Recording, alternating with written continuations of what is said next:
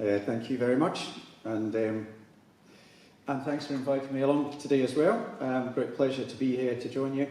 I'm just going to set a wee clock going because I have no idea how long I'll take. I was given an hour or two. Excellent. My natty start to today is to cheer you all up with a quick synopsis of climate change and its impacts on Scotland. Just to get started, as mentioned by John, I not only am Chief Executive of the RCS, I am also involved to co-chair the Farming 1.5 inquiry, and I'm also on the conveniently named ARIOB, which stands for the Agricultural... No, we do know, but it's not the simplest title, is it? Just when we set up the Farming 1.5 inquiry, the very, very first thing that happened on the first meeting was a farmer approached me and said, well, there's no such thing as climate change, so why are we wasting our time? And it's fair enough, we're all entitled to our own opinions. My comment in response, though, was that I really didn't care if he had caught up with the fact that climate change was happening. It was no longer relevant, because the international scientific community knows that it's happening. The international governments know it's happening. That's why their leaders meet every single year in November to discuss it, because it's viewed as a serious, serious concern. The EU and all of our trading partners believe in it. Our national government believes in it. The UK government declared a climate emergency, as did the Scottish government. Industry is working towards it. Public bodies believe in it. Local authorities, even the unions like the National Farmers Union of Scotland. And perhaps, most importantly of all, a lot of your customers. So it's well beyond the point of one person just being a little bit belligerent. It is an issue that we all have to face. And it is a very serious issue, no question of that. There are opportunities in how we respond, and perhaps I hope that some of those may well get unpacked today. I wanted to start with saying the science, of course, is incredibly well established. I'm not going to take you through all of it. The bit I thought you might find fun, apart from the fact the science of climate and predictable glacial epochs has been around for a long time. I think we've probably been fairly sure about climate change since the 1970s. What is happening is the science is refining and developing that belief and understanding. But one of the very first key scientists on sort of climate-related stuff was a crofter, actually, a guy called James Croll, born in 1821. Grew up in Perthshire. This is the farm area that he farmed. It's called Little Whitefield, just outside Cooper Angus, if anybody knows that area at all. And because typically of that time they were moved from a 20-acre farm to 4 acres, he had to go look for work. And his big career break, which is just a great story, was as a janitor in the Anderson Library in Glasgow.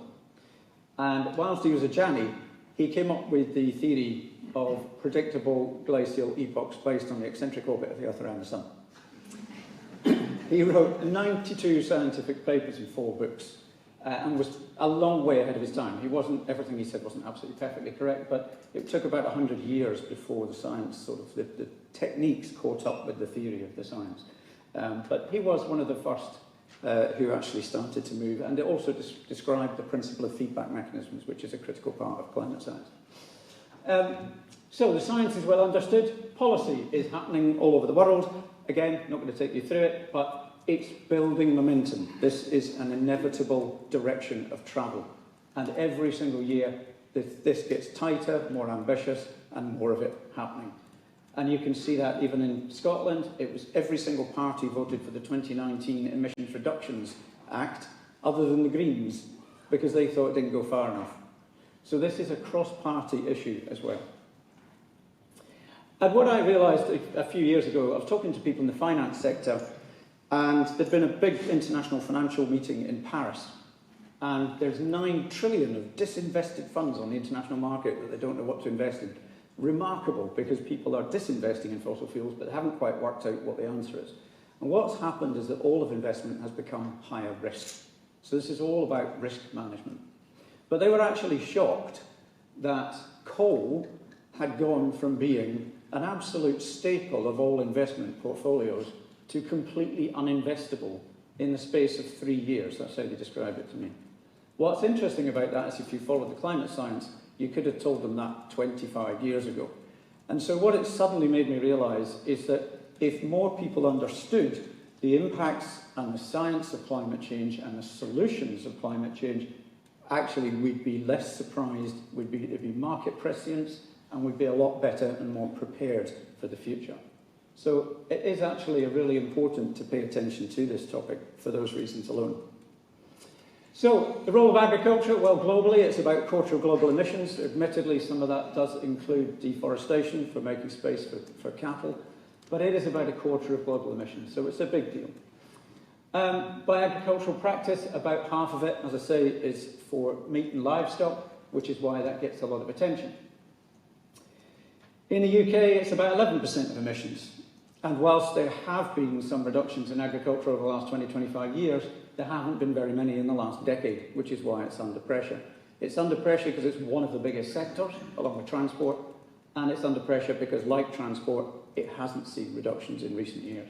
So it's always going to find that it's increasingly possibly a centre of attention. But there's a really important other reason for that. In Scotland, it's even more important because it's 18% of emissions. But the other reason it's really important is because Scotland cannot achieve its climate targets without agriculture and land use. It will not achieve them unless agriculture and land use actually adopt and start to really make some inroads. So it needs agriculture to deliver against national targets. So I was asked to touch on some of the impacts. I think the impacts are sort of fairly obvious. Generically, I'm sure most people in the room would recognise some of these: milder winters, drier summers, particularly in south and east Scotland, wetter autumns and winters. There's been a 50% increase since the 1960s in certain areas. More extreme winds and storms, and more extreme drought. And the prediction is 1 in 3 years rather than 1 in 20. So those probably aren't terribly surprising as a set of impacts. So, the positives. Well, there are some, according to the Scottish Government. These are the sort of things that they highlight. Crop species and productivity changes as one possible positive. A longer growing season, potentially some of the land being slightly more viable that currently isn't, and warmer and less frost. So those are all possibilities. But climate exchange at the bottom here, increasing temperatures have already improved land capability and increased the area of prime agricultural land in Scotland. This favourable situation is complicated, however, by changes in other aspects of land capability, notably drought risk and wetness risk. So there are potentially some positives in there. However, productivity, there's a lot of discussion around productivity. It isn't necessarily because there's more carbon dioxide in the atmosphere, you're suddenly going to have loads more crop capacity. Actually, you can saturate the amount of CO2 in the atmosphere and crops no longer benefit. And so that productivity is limited and it won't last forever. And this is already, these are charts from the Journal of Biogeosciences showing that that's already globally started to plateau out and likely to diminish. So the positives are quite few and far between, truthfully. I wrote down the negatives and accidentally came up with 17 of them, but that isn't surprising. This is not particularly a positive picture. This is why people are concerned and taking it seriously, and it's everything from just general volatility to pests and parasites and even disease vectors. All of these sorts of things are likely to be there. There's fragility to soils and the natural environment, which in some cases is already fragile enough. So there's lots and lots of negatives in this, and therefore something that really, really needs to be taken seriously. And my point, I guess, in that is that climate change isn't optional. This isn't something we can choose to do or choose not to do. It's already there. It's already happening. The worst case scenario is really poor, and it's well worth trying to do something to avoid that. So this is not optional. It's an A or B. It's not a yes or no. The negatives, again, just a couple of quick examples. Sniffer reported the area of best quality agricultural land at risk from fluvial flooding in Scotland is projected to increase by about a quarter by the 2050s. And WWF and EcoSolus produced a report saying there was about 161 million of losses to Scottish farmers from extreme weather in 2017-18. So there's beginning, more and more evidence beginning to grow in terms of the impacts. So, what we learned from that, sorry, this is my favourite cartoon from the last 3 years. Agriculture is partly responsible. It is heavily impacted by climate change, but importantly, it's really a very significant part of the solution. And the point I wanted to make, sorry, I just apologise for the language, it's not just about meat either. This cannot be a one-dimensional conversation. There are lots of things that agriculture can do and needs to do. Everything from just good land management, peatland restoration, nitrogen use, nitrates, it's all sorts of things you can do. And I'm going to touch on that a little bit before I finish. Here we go. So, the Farming 1.5, that was the team. I'm sure many of those names will be known to you. I co-chaired it with Nigel Miller, who's well known in NFUS, previous president. It was a very good mixture of scientists, farmers, and all sorts, actually really good economists, everything. So really a very, very rounded committee. And I have put a magazine on some of the tables that is just a quick summary of the findings that came from that report. And what we were hoping to achieve, what we were trying to do, trying to find out, well, what can we actually just get on with? This is an urgent issue, it needs action now. It doesn't need loads and loads of discussion. It needs to be, what are the answers, how can we make them happen, and then at scale. So, we also wanted to understand what all the different technical and solutions and support that was needed. We wanted a suite of options. It's no good saying there's one answer. There is no one silver bullet to climate change. There's hundreds of things that we need to do. So don't fixate on the one that you can't do. Let's get onto the things that you can. And so we really wanted to focus on that, but make sure that people understood what those options look like, and also understand what the sort of system changes were necessary for in the longer term. But ultimately, it has to work. It has to be easy for farmers to adopt and take on board, and the support needs to be there as well. So part of the purpose of our report wasn't just to sort of point at the agricultural sector and say, you all need to do this. It was actually at least equally to point at government and say, well, you need to do that. So that's what we were trying to do through that report. And some agreed principles. One of the things that was very obvious in the conversations is that we need to tackle nature and climate change together. There are two consecutive emergencies. They're not the same. They are separate issues, but they're both concerning. Everyone has to do something, but there has to be something in it for everyone. That it's not just about reducing the intensity of emissions, we actually need to reduce overall emissions. That we needed a transformation group, an advisory, a group at government level, and the advisory service had more of a role to play. We also concluded that there needed to be targets for all of the individual gases, because actually in agriculture, methane and nitrous are more important than carbon dioxide, and that land use change should be planned rather than left to the market. So those were the sort of core outcomes and findings.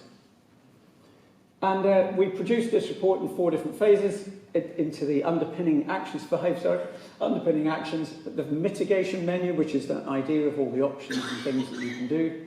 What is the system change that allows low emissions productions? How do we do that across the whole farm? And what are the land use changes that come in behind that make that critical? As I say, nitrous oxide, methane are more important in many contexts in agriculture than carbon dioxide. So, some ideas there. Better animal health, improved genetics, adoption of feed additives, better management of manures, low methane breeding, more efficient use of bagged nitrogen, manures and slurries, increase in the use of legumes, and many other things, reduction in nitrogen use and nutrient budgeting. So lots and lots of comments and thoughts about things that need to happen. With carbon dioxide, a lot of it was about decarbonising farm machinery. So lots of solutions framed there. But what does all of this mean? What does this all look like on the ground? And so what I wanted to do was I wanted to show you a piece of film footage that we took for COP26. We made a short film about whether or not the 2009 Climate Act had an impact in Scotland. And this is one of the people that we interviewed. My name's Andrew Barber and I grow things for a living. And we're in Highland, Perthshire, just west of Pitlochry. We've been on a journey to be sustainable from an economic point of view as well as an environmental point of view, and that has meant reducing numbers but trying to improve the margin on what we do and trying to do it in a way that benefits the wildlife and landscapes here.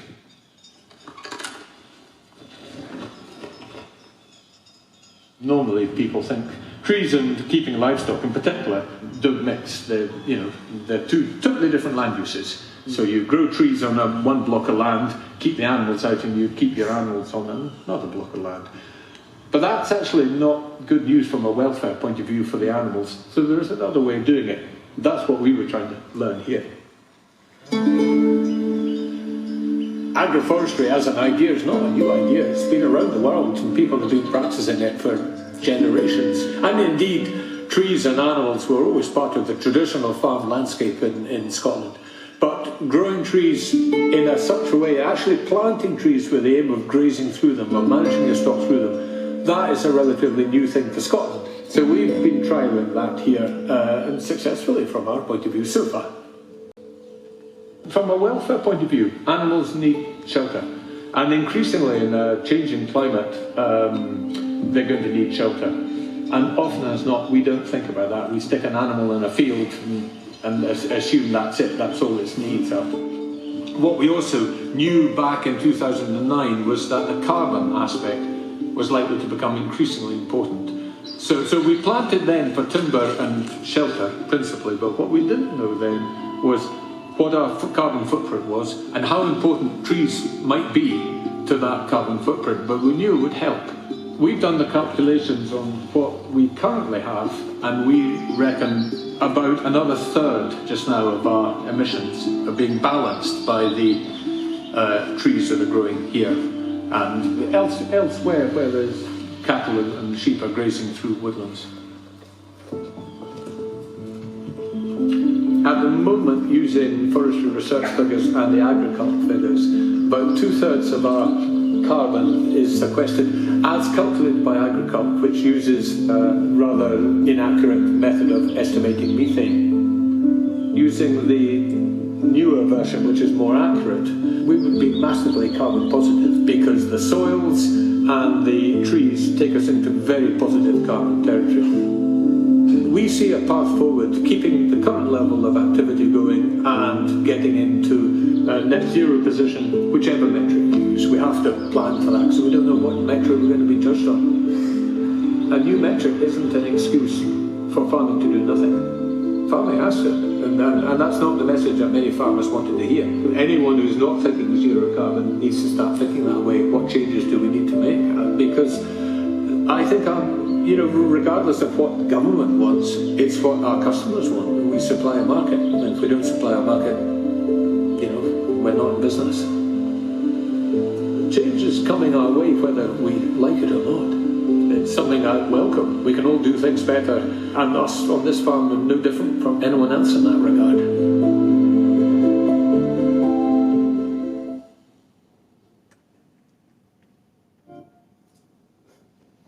So, I just wanted to show you that example. It speaks far more loudly than me trying to tell you that. It's just one example of the sorts of things that can change, and it isn't a scary, complete and utter radical shift that we're seeking.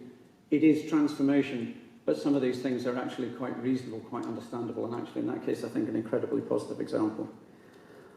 It is worth saying, of course, that time is quite critical. I'm sure if you understand climate change, you would understand that we are getting to a point where we really need to see big changes very soon. I think when the SAOS was founded, which is a good while ago now, more than a century ago now, we were sitting at carbon dioxide in the atmosphere of about 290 parts per million. When the UK joined the EEC in 1972, it had gone up to 327 parts per million, and when the first climate conference, COP1, took place in Berlin, it was sitting at about 361 parts per million. When Scotland passed the Climate Act in 2009, it was sitting at around about 387, and today it is sitting somewhere around about 415 parts per million. It's going up between 2 and 3 parts per million per year, and all the science says do not exceed 450, because that would be really, really bad. So, there is a time limit on this, there's a time scale on this. This is urgent. Our governments did declare climate emergencies, not lightly. This is clearly something we need to respond to. And as a consequence of that, Scotland has a net zero target of by 2045, which is one of the strictest targets in the world. I think only Finland has a more stringent target. But agriculture has a critical role to play in all of this. Like I say, there is no way Scotland can achieve its targets without agriculture. But in the positive, I don't think there's a lot of positives in climate change in terms of its direct impact, but there are positives by understanding it, recognising the direction of travel, understanding what the solutions are that we all need, and early adoption. Scotland already has a global reputation for leadership on climate, and that does impact already politically, and I think is one of the reasons that COP came to Glasgow. So this is something Scotland is growing a reputation for globally. It's a journey that every country in the world is on. We're just a little bit ahead of most. So that, to me, is opportunity. And it's also market prescience and about protecting your businesses for the long term. So it's a big challenge. It's a lot to be done, but we can't do it without you. Thank you.